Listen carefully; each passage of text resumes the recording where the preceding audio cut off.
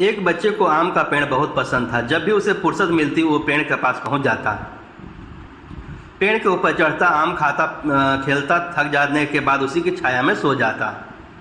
बच्चे और आम के बीच में एक अनोखा रिश्ता बन गया। बच्चे जैसे जैसे बड़ा हो गया वैसे वैसे उसने पेड़ के आना कम कर दिया। कुछ समय बाद वह बिल्कुल ही आना बंद कर दिया।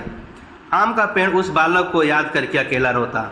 एक दिन अचानक पेड़ ने उस बच्चे को अपनी तरफ आते देखा और पास आने पर कहा, तू कहाँ चला गया था? मैं रोज तुम्हें याद किया करता था, चलो आज फिर से दोनों खेलते हैं।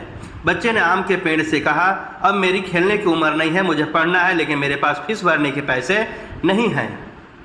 पेड़ ने कहा, तू मेरे आम लेकर बाजार में बेच दे, उससे जो पैसा मिलेंगे उससे अपनी फीस भर देना।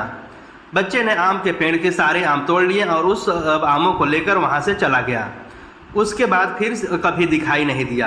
आम का पेड़ हर पल उसकी राह देखता रहा।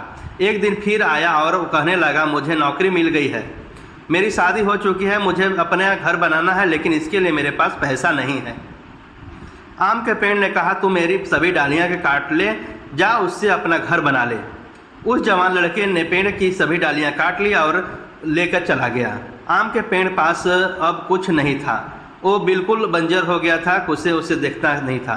पेड़ ने भी अब उस उम्मीद छोड़ दी थी।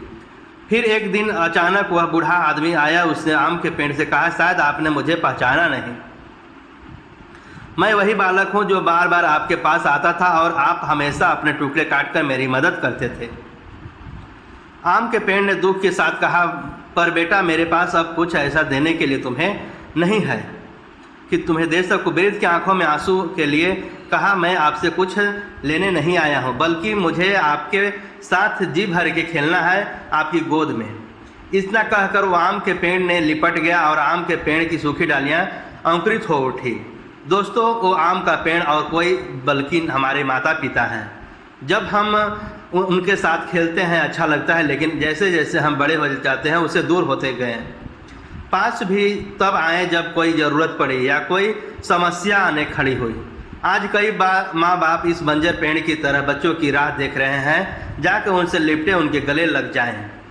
फिर देखना वृद्धावस्था में उनका जीवन फिर से अंकुरित हो उठेगा।